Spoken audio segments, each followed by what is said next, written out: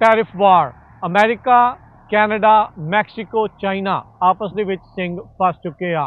ਰਾਸ਼ਟਰਪਤੀ ਟਰੰਪ ਦੇ ਦੁਆਰਾ ਕੈਨੇਡਾ ਤੇ ਮੈਕਸੀਕੋ ਦੇ ਉੱਤੇ 25% ਤੇ ਚਾਈਨਾ ਦੇ ਉੱਤੇ 10% ਹੋਰ ਟੈਰਿਫ ਲਾ ਦਿੱਤਾ ਗਿਆ ਆ। ਤਕਰੀਬਨ $1 ਟ੍ਰਿਲੀਅਨ ਤੋਂ ਵੱਧ ਦੇ ਟ੍ਰੇਡ ਦੇ ਉੱਤੇ ਹੁਣ ਇਹ ਟੈਰਿਫ ਲੱਗਣਗੇ, ਜਿਸ ਕਰਕੇ ਆਮ ਲੋਕਾਂ ਦੀ ਜੇਬ ਦੇ ਉੱਤੇ ਵੀ ਇਸ ਦਾ ਸਿੱਧਾ ਅਸਰ ਪਵੇਗਾ। ਜਵਾਬੀ ਕਾਰਵਾਈ ਕਰਦੇ ਹੋਏ ਚਾਈਨਾ ਅਤੇ ਕੈਨੇਡਾ ਨੇ ਅਮਰੀਕਾ ਦੇ ਉਤਪਾਦ ਦੇ ਉੱਤੇ ਟੈਰਿਫ ਲਾਉਣ ਦਾ ਫੈਸਲਾ ਲੈ ਲਿਆ ਆ। ਟਰੂਡੋ ਨੇ ਆਲਰੇਡੀ ਕਿਹਾ ਵੀ $155 ਬਿਲੀਅਨ ਦਾ ਜਿਹੜਾ ਉਤਪਾਦ ਅਮਰੀਕਾ ਤੋਂ ਕੈਨੇਡਾ ਚ ਆਉਂਦਾ ਆ, ਉਸ ਉੱਤੇ ਅਸੀਂ ਬਰਾਬਰ ਦਾ ਟੈਰਿਫ ਲਾਵਾਂਗੇ। ਚਾਈਨਾ ਨੇ ਵੀ 10 ਤੋਂ 15% ਟੈਰਿਫ ਲਗਾ ਦਿੱਤਾ ਆ, ਖਾਸ ਕਰਕੇ ਐਗਰੀਕਲਚਰ ਪ੍ਰੋਡਕਟਸ ਦੇ ਉੱਤੇ ਵੀ। ਇਹ ਹੁਣ ਲੜਾਈ ਕਿਸ ਪਾਸੇ ਵੱਲ ਨੂੰ ਅੱਗੇ ਟ੍ਰੇਡ ਵਾਰ ਜਾਊਗੀ, ਇਹਦਾ ਆਉਂਦੇ ਸਮੇਂ 'ਚ ਪਤਾ ਲੱਗੂਗਾ।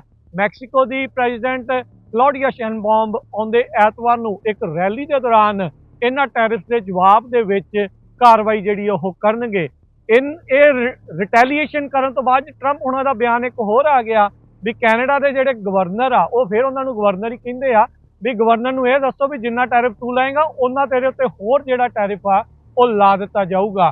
ਕੀ ਇਹ ਟੈਰਿਫ ਫੈਂਟਨਲ ਅਤੇ ਜਿਹੜਾ ਬਾਰਡਰ ਤੋਂ ਆ ਰਹੇ ਲੋਕ ਅਨਡਾਕੂਮੈਂਟਡ ਉਹਦੇ ਕਰਕੇ ਆ, ਜਾਂ ਜਿਹੜੀ $4.5 ਟ੍ਰਿਲੀਅਨ ਦੀ ਬਿਲੀਅਨਰਸ ਨੂੰ, ਕਾਰਪੋਰੇਸ਼ਨਸ ਨੂੰ ਟੈਕਸ ਕੱਟ ਦੇਣੇ ਆ, ਉਹਦੇ ਲਈ ਮਨੀ ਇਕੱਠੀ ਕੀਤੀ ਜਾਣੀ ਆ। ਬੜੇ ਵੱਡੇ ਸਵਾਲ ਨੇ, ਆਉਂਦੇ ਸਮੇਂ 'ਚ ਕੀ ਹੋਊਗਾ ਇਹ ਦੇਖਣ ਵਾਲੀ ਗੱਲ ਆ। ਪਰ ਇਕਨੋਮੀ ਦੇ ਉੱਤੇ ਵੱਡਾ ਅਸਰ ਪੈਣ ਜਾ ਰਿਹਾ ਆ, ਜੇਬ ਉੱਤੇ ਭਾਰ ਵਧਣ ਜਾ ਰਿਹਾ ਆ।